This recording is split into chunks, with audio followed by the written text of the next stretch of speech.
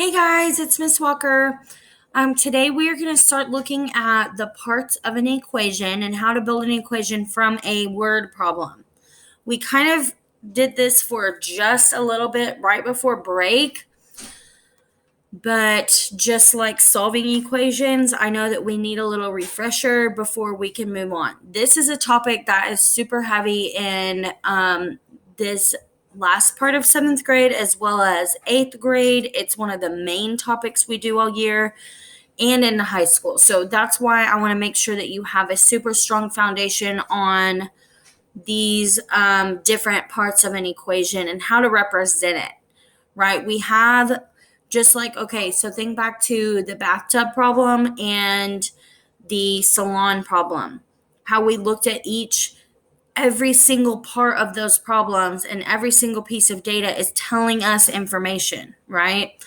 And so part of writing an equation is being able to basically express that equation in a different format. You can express it in an equation. You can express it as a table and a graph, which we've seen a lot of. You can also express it as a word problem. And so that's kind of what we're going to look at today, is taking those word problems and being able to break those down into those pieces. Hopefully you kind of, once we start doing it, you kind of get a refresher like, oh yeah, I kind of remember doing this. And we can go from there. Part of y'all being like virtual learners these next 2 weeks while I'm gone is that you can use these videos to help you the most. If you need to pause it so that you can take better notes, if you need to rewind it and go back to the beginning, use this video how it will help you. Okay. All right, so let's get started. So in this equation, and this is like the normal slope-intercept equation that we will see, y equals mx plus b. We want to know what each part means, okay? Your y value and your x value, usually we see those as just the variables. It might say y equals 5x plus 2, right? The reason why those usually stay as variables is because they are, as they change, it's going to change the other value, right? Like we've seen like in the bathtub problem, as our minutes goes along, the level in the bathtub is going down. So those two variables are going to affect each other, and eventually we'll even be able to plug numbers in to that equation and solve for the other value, which gives us that data point. All right, so your y variable, just like we have learned before, since like probably, I want to say fourth grade, we start learning about x and y and what they mean. So y is that dependent variable. So it changes depending on what x does.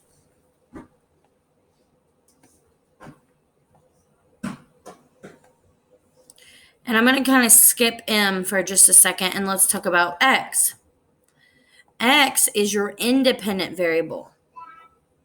Independent variable doesn't care about anybody else. Like it's like time. Time doesn't depend on anything. Time moves on no matter what. Okay? So that means it's independent. Independent variable changes on its own. Or it's kind of like the variable that happens first. So it's not always going to be time, but let's say it's miles per hour.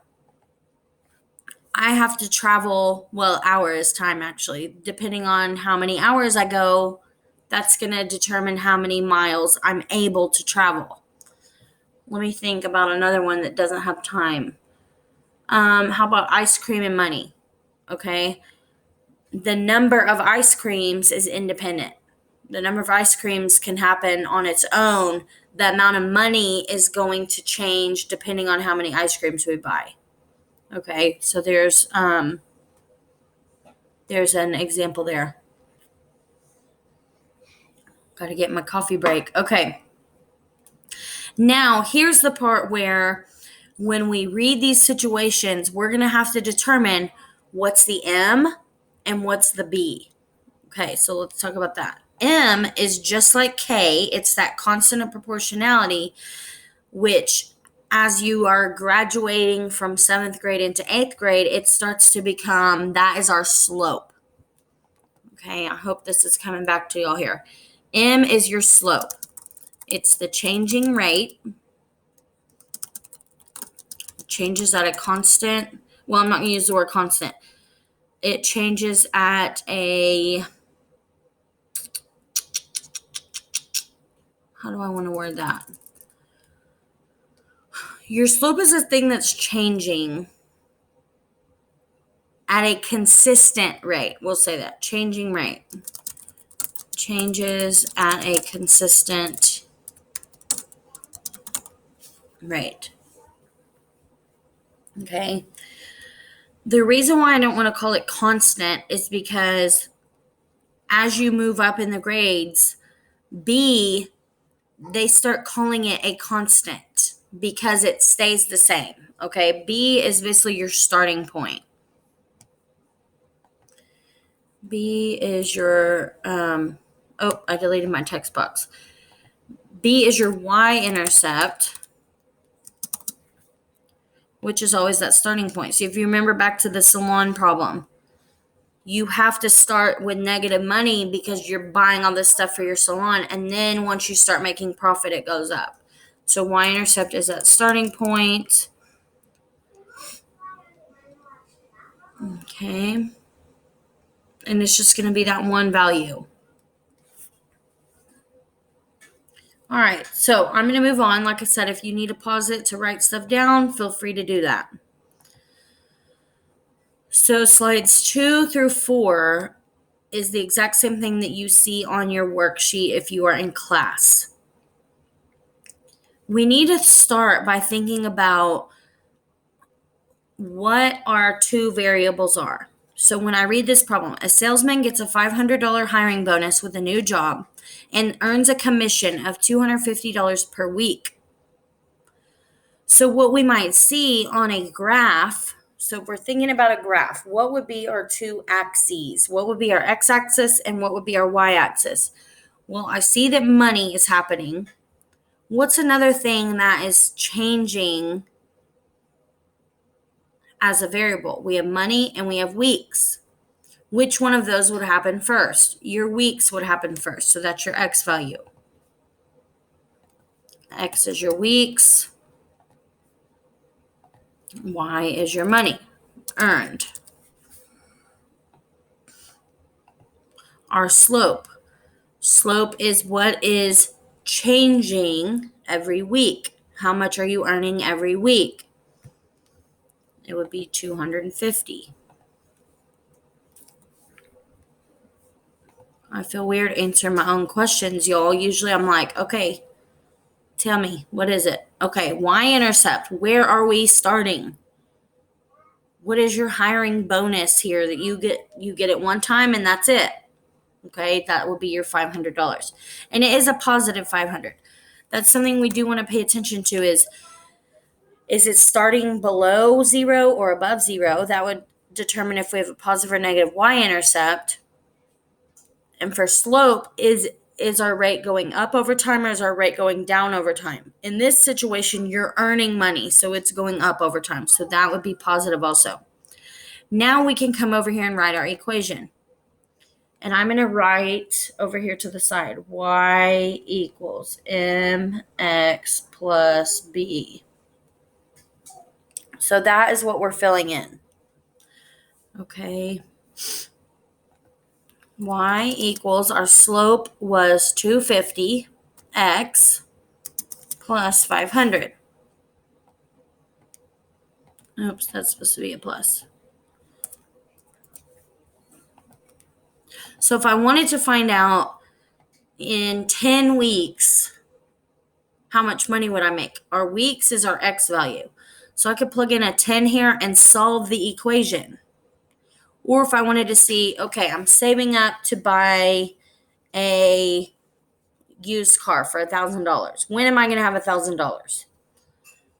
My money would be y. I would plug in 1,000 right here and solve. And so see how that is a two-step equation that we could actually solve for the value of x. That's kind of where we're leading right now. These are the building blocks of that bridge that we're crossing from 7th grade mentality to 8th grade mentality. Okay, y'all are learning this a little bit early. Y'all are powering through this stuff. So we're going to take it on. We're going to master this before you ever even get to 8th grade. Okay. So, sorry, I got all excited about that equation. Okay, here we go. Number 2. A farm has 75 acres of wheat. That sounds like a starting point. And as we read this, if you pick apart a piece of it, we don't have to fill these out in order. You don't have to fill out X and Y every time first. I already see that I'm starting my farm with 75 acres of wheat. I can go ahead and put that in down here for our y-intercept.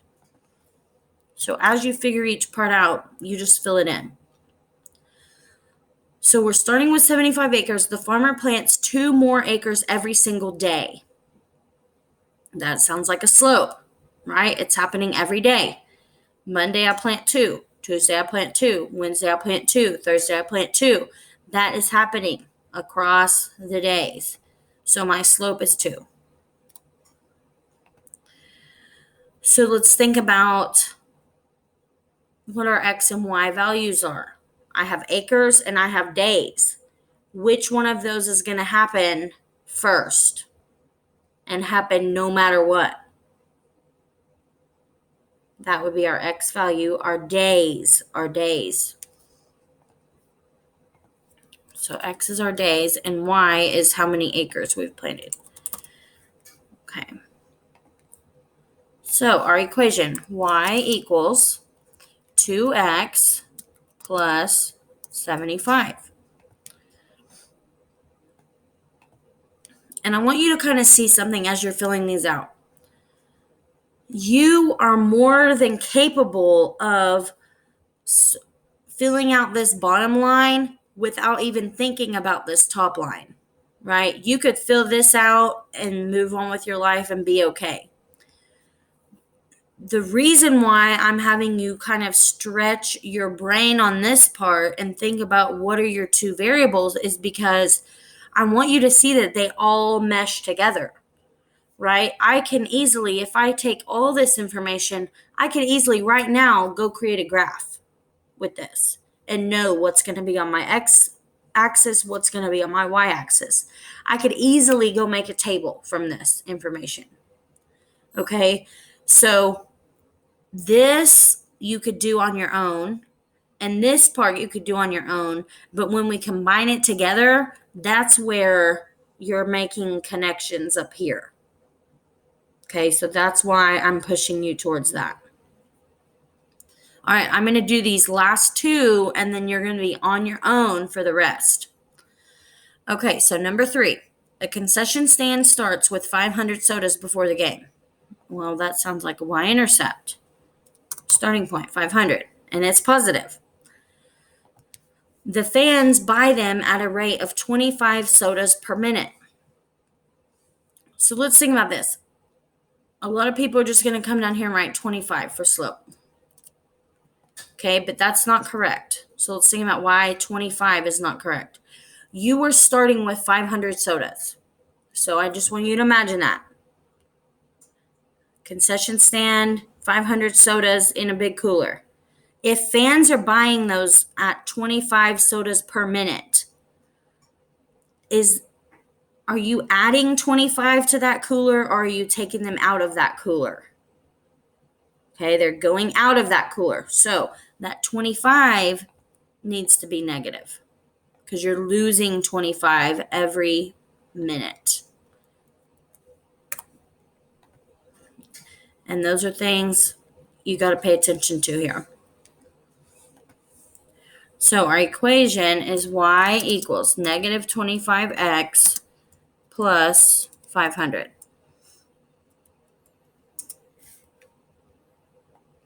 All right, there we have it. So let's think about our variables. We have sodas and we have minutes. Which one comes first? Which one happens first? Our minutes. And Y is our sodas. Okay. Last one we're going to do together. A florist shop has 50 tulips on Monday. They receive an average of 75 tulips per day after that. Okay, we're starting with 50. That's our y-intercept. We're adding 75 per day. That's your slope. So here's our equation. Okay, so now let's think about our variables. We have tulips and days. Days happens no matter what, and it comes first, and then our number of tulips depends on that. So there you have it there. All right, so we've done 4 together. Okay, so you should get at least a 40 on this paper. Moving on, you have these 10, and then you also have this ticket out. Okay, I want you to write how many words you write is going to be extra credit. So if you write 20 words, that's plus 20 points. I'll add on to your grade somewhere. All right, guys, I hope y'all have a fantastic day. Look for my video for tomorrow. It'll be kind of the same deal. It'll be, y'all just pretend I'm up there at the front of the class teaching y'all this. And if you have any questions whatsoever throughout the day, you can still inbox me on Canvas. Okay, I'm still checking that about every hour or more. And everything that anybody sent to me the past couple days, I try to just respond as fast as I can. Obviously, first, if you have any questions, ask Miss Garcia. After that, I am here. Okay. I love you guys. I hope to see you sooner rather than later. And I hope you'll have an amazing day. Bye.